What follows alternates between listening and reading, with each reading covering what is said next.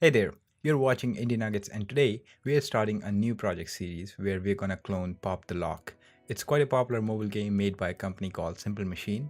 And in this project, we'll start from scratch. We'll make our own assets, we'll break the game into smaller parts and do these fancy animations, these mechanics all one by one. But most importantly, we'll be exploring event driven design in games. And what that means is rather than having hard references between your game objects, we'll raise events and let other objects respond to those events.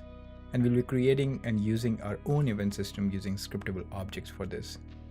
Now, if you have seen my videos, you know I go pretty fast. So if you want to follow along, then just pause the video, try it out yourself and come back again. And ask questions in the comments if you have. And in case you need the reference code, all the project files will be available in the description of each video.